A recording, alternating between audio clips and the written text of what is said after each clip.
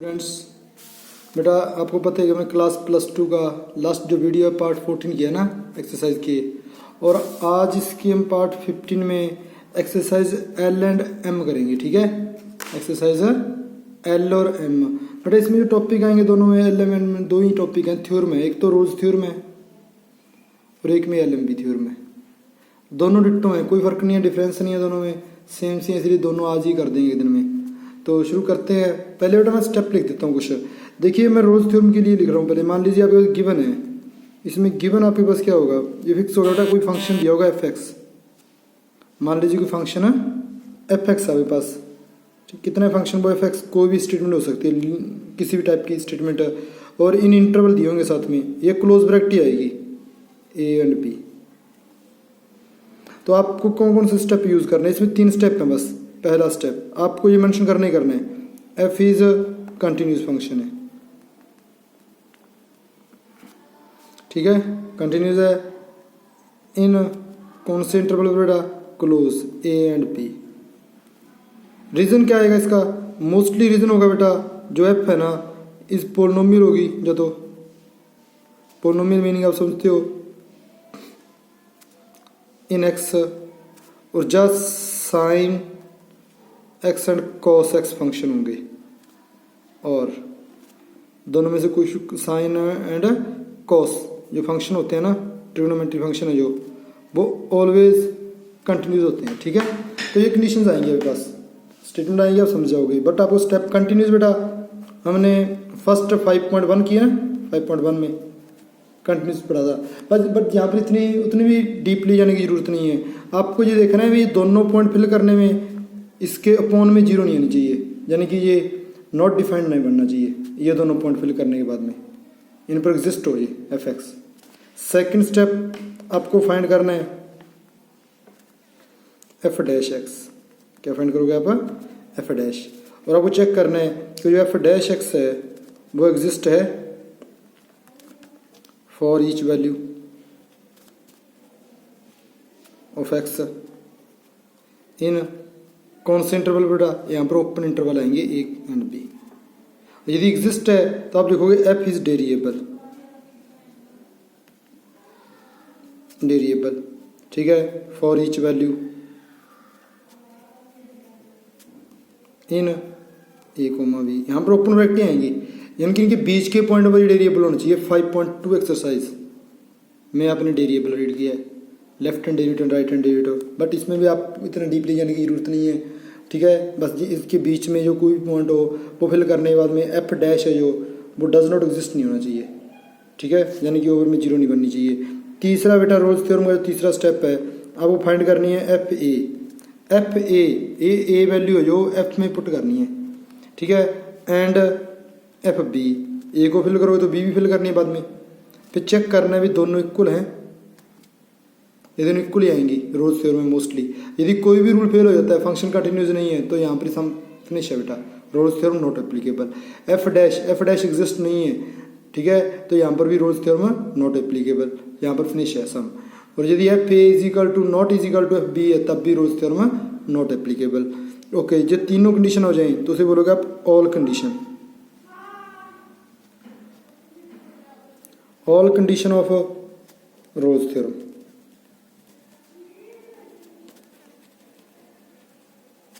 Are satisfied.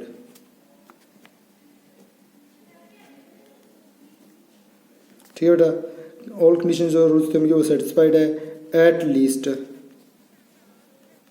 1 point.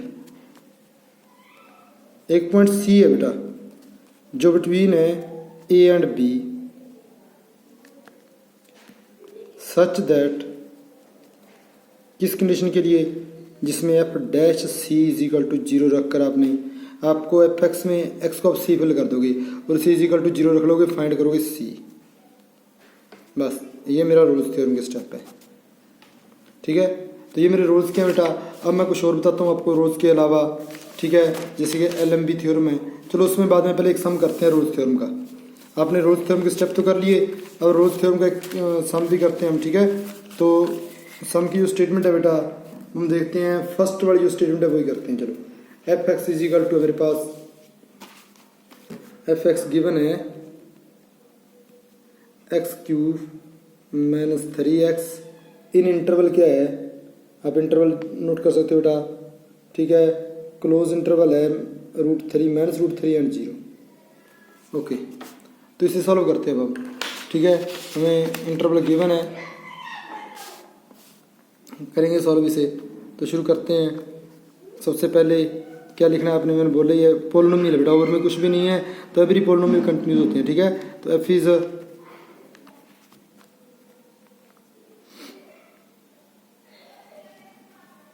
Continues है इन कौन से फंक्शन में बेटा, इंटरवल माइनस √3, 0 पर, ये कंटिन्यूज है। कारण क्या लिखोगे, ठीक है, एफ इज पोलिनोमियल है इन एक्स में, तो ये रीज़न है, क्योंकि इस ओवर में कुछ भी नहीं, तो ओवर में कुछ नहीं है, तो कुछ भी फिल करो ओवर में 0 नहीं बनेगी। सेकंड, मैंने सेकंड स्टेप में क्या बोला आपको, फाइंड करनी है अपने एफ डैश एक्स, तो आपको एफ डैश एक्स फाइंड कीजिए, इसका डेट करोगे तो एफ डैश एक्स कितना आ जाएगा, 3x² माइनस 3, ठीक है। तो इसके ओवर में कुछ नहीं है, तो आप लिख सकते हो जो एफ डैश है वो एग्जिस्ट है for each value of x in कौन से इंटरवल पर, यहाँ पर ओपन ब्रैकेट आएगी बेटा, माइनस √3, 0। तो ये एफ डैश एग्जिस्ट है, तो आप लिख सकते हो एफ इज वेरिएबल भी है, एफ इज वेरिएबल है।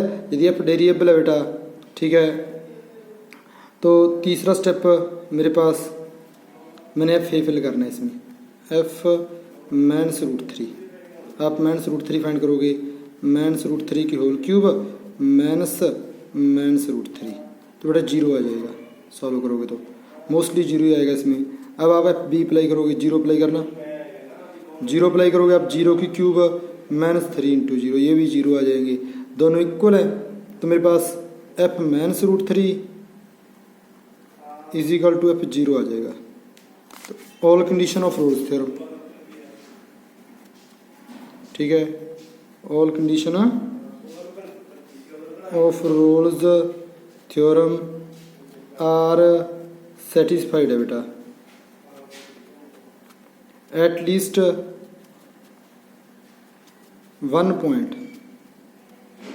तो मेरे पास एक पॉइंट सी है between minus √3, 0 and 0, such that किस कंडीशन में, यदि f dash C is equal to 0 है, तो मेरी f dash C is equal to, मैंने 0 मेंशन करना है बेटा, तो एफ डैश सी आपको इज इक्वल टू 0 रखनी है, तो f dash C is equal to 0।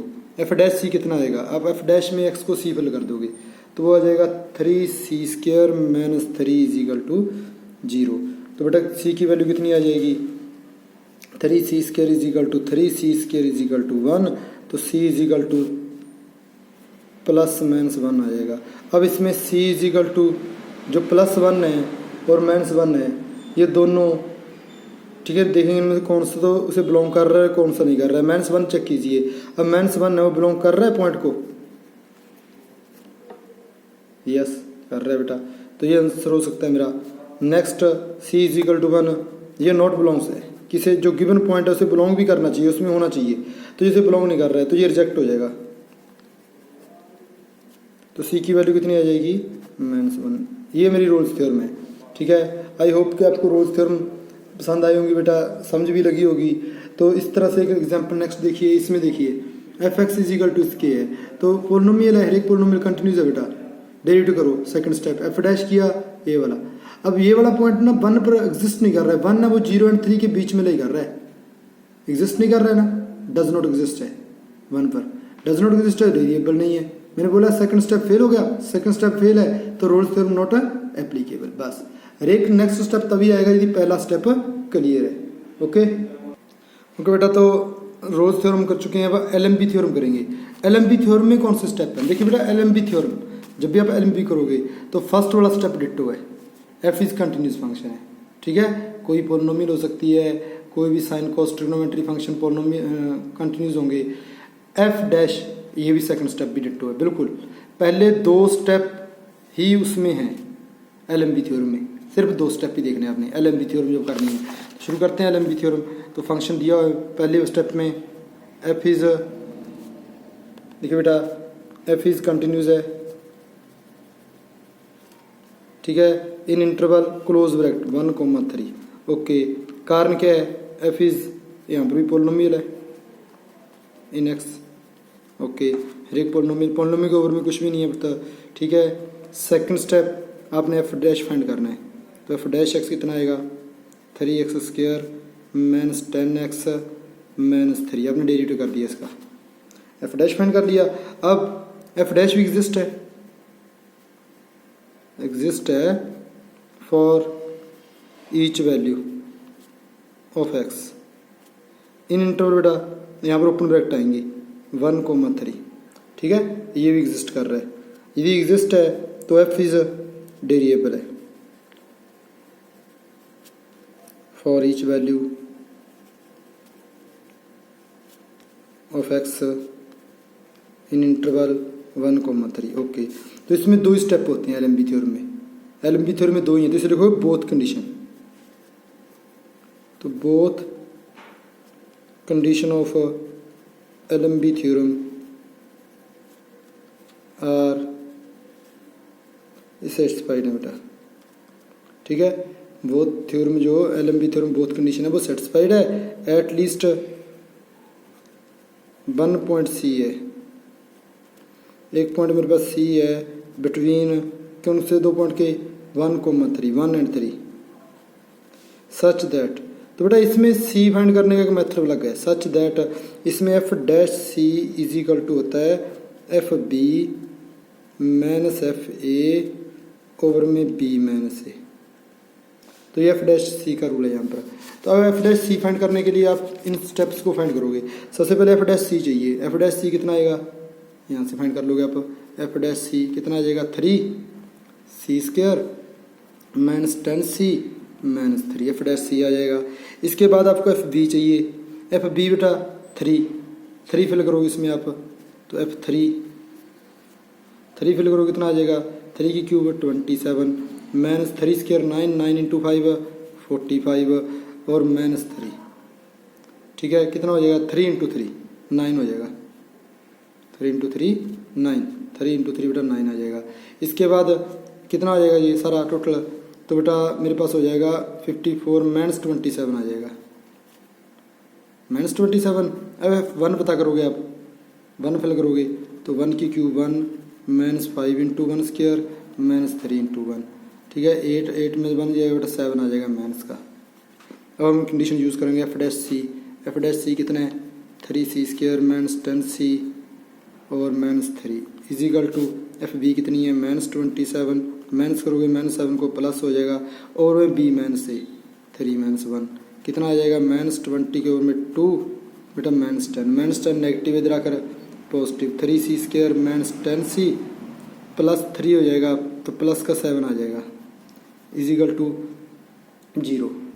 तो बेटा अब इसके हम फैक्टर बनाएंगे ना, 3 इंटू 7 21, क्या फैक्टर बनेंगे इसके 3c² माइनस 7 3c और माइनस 7c, ये दोनों ही आ जाएंगे, 7 इजिकल टू 0, 3c कॉमन है पता, तो c माइनस 1 आ जाएगा और माइनस 7 कॉमन है c माइनस 1 इजिकल टू 0, तो ये फैक्टर आ जाएगा c माइनस 1 और सेकंड आ जाएगा 3c माइनस 7 इजिकल टू 0। तो c की दो वैल्यूज आ गई 1 और एक c की आ जाएगी 7/3। तो जो 1 है बेटा वो इनके बीच में बिलोंग नहीं कर रहा है, जो c इजिकल टू 1 है ना वो नॉट बिलोंग्स टू है 1,3, इसमें बिलोंग नहीं कर रहा है, बट c इजिकल टू जो 7/3 है ये बिलोंग कर रहा है 1,3, तो ये मेरा आंसर है, ठीक है। तो ये c इजिकल टू 1 रिजेक्ट हो जाएगा। आई होप के आप दोनों को बेटा, आप सभी को ये दोनों जो मैंने आज थ्योरम की है, Rolle's theorem and LMB theorem, बेटा रोल्स थ्योरम में 3 स्टेप है, ठीक है, रोल्स थ्योरम में 3 स्टेप है और LMB थ्योरम में सिर्फ 2 स्टेप है। और रोल्स थ्योरम में f dash c is equal to 0 रखोगे आप, और रोल्स थ्योरम में f dash c is equal to F b minus f a over b minus a, इस तरह से सी फाइंड करोगे, ठीक है। ओके बेटा, थैंक यू।